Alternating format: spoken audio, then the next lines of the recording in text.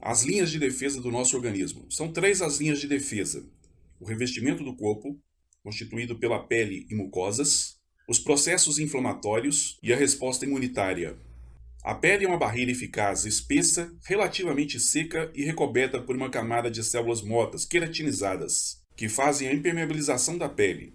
Possui pH ácido em torno de 4 e 5 e é lubrificada por secreções antimicrobianas, como a secreção sebácea e o suor. A pele é uma barreira muito eficiente, mas não recobre todo o nosso corpo. Existem as áreas de trocas com o meio ambiente, como os pulmões. No trato respiratório, as secreções mucosas prendem os micro-organismos que entram através do ar. Depois de presos ao muco, eles são varridos para fora do organismo através dos batimentos ciliares das células do trato respiratório.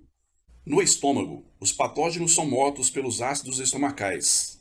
No intestino, a microbiota que habita nosso corpo compete com as bactérias estranhas, evitando sua multiplicação.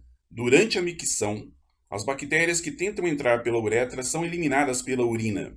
Na vagina, a microbiota normal compete com as bactérias patogênicas e secretam ácido lático, tornando o ambiente inóspito aos patógenos. Defesa não específica. Quando nossa pele é lesada, abre caminho para a penetração de micro-organismos patogênicos. Assim que a pele é lesada, dá início à reação de inflamação, liberando substâncias químicas no local, que dilata os capilares sanguíneos e atrai neutrófilos e monófilos por quimiotaxia. Estes saem dos vasos sanguíneos por diapedese, chegam ao tecido lesado, transformam-se em macrófagos e começam a fagocitar os patógenos. O combate entre leucócitos e bactérias geralmente resulta na morte dos dois, que produz o pus, que é drenado pelos vasos linfáticos. A proliferação de células de defesa e a inflamação, provocadas pela presença de bactérias e de outros corpos estranhos, aumentam o tamanho dos linfonodos. Um ferimento infectado no pé pode causar o aumento dos linfonodos na região inguinal. Esse aumento dos linfonodos é geralmente chamado de íngua e é um sinal de que nosso corpo está combatendo as infecções. Quando a resposta inflamatória não é suficiente para combater as infecções, os órgãos linfóides, como as tonsilas, os linfonodos, o timo, o baço, a medula óssea, passam a produzir células de defesa.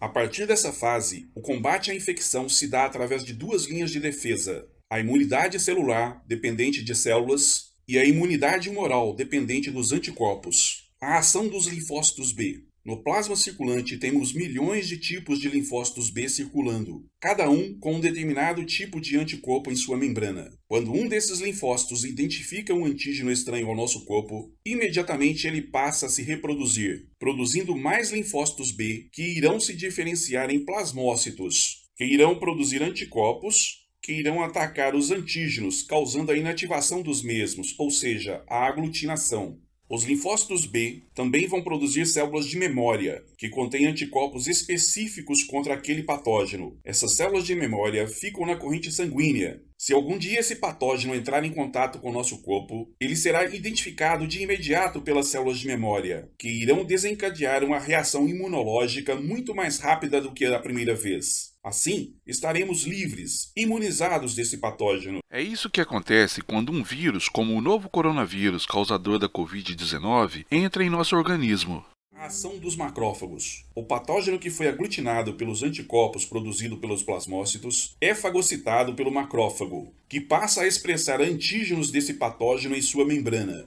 Linfócito T auxiliador, circulante no plasma, entra em contato com o antígeno que está na membrana do macrófago e passa a produzir substâncias que estimulam a sua reprodução e a de outros linfócitos T, B e células de memória. Os linfócitos T citotóxicos destroem células invadidas por vírus, células cancerígenas e células transplantadas. Os linfócitos T supressores dão sinal para terminar a resposta imunológica após o invasor ter sido destruído, e as células de memória permanecem na corrente sanguínea, prontas para iniciar uma nova resposta imunológica ao encontrarem o mesmo patógeno. Tipos de imunidade natural. É aquela que já nascemos com ela. Por exemplo, se você possui sangue do tipo A, tem em seu plasma anticorpos anti-B. Se seu sangue é do tipo O, tem em seu plasma anticorpos anti-A e anti-B. ativa, causada por infecções ou vacinação. Infecção é o que acabamos de ver. Após terminar o processo de combate, fica em nosso organismo células de memória contra aquele patógeno. Se esse mesmo tipo de patógeno invadir nosso organismo outra vez, a resposta imunológica será muito mais rápida que a primeira. Sendo assim, estaremos imunes a esse patógeno. Um exemplo é a cachumba. Só pegamos cachumba uma vez na vida. Depois disso, nosso sistema imunológico passa a reconhecer o vírus causador da cachumba e não dá mais oportunidade para ele se desenvolver em nosso corpo. Vacinação com vírus atenuado. O vírus da gripe, por exemplo, é cultivado em embriões de galinha, passando de ovo em ovo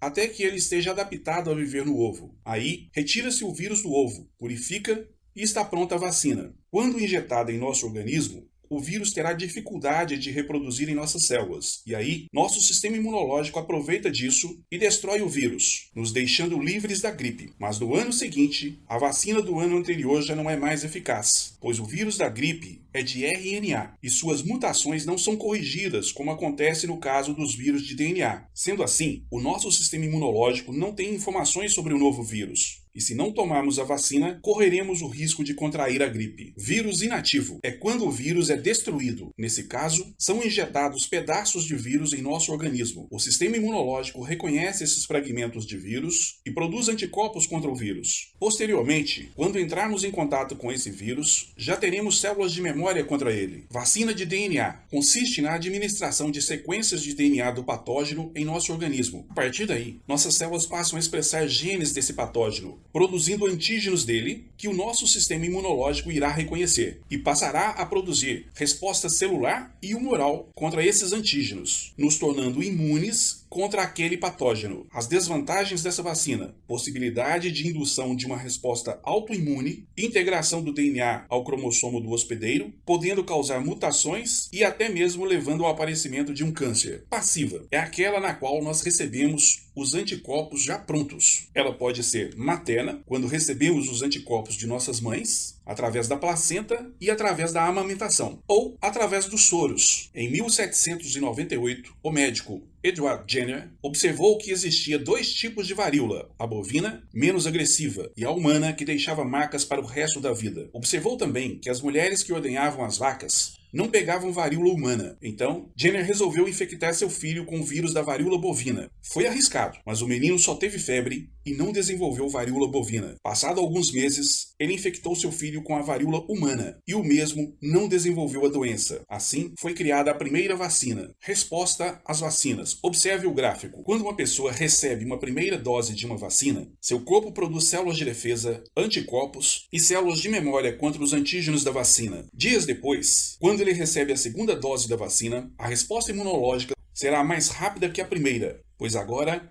o organismo já possui células de memória contra os antígenos da vacina. Nesse caso, podemos dizer que estamos imunizados contra aquela determinada doença. As peçonhas, venenos de alguns animais como cobras e escorpiões, são muito fortes e não dão tempo para o nosso organismo produzir anticorpos contra eles. Sendo assim, é necessário produzir soros contra esses venenos. Produção de soro antiofídico. Combate o veneno da cascavel.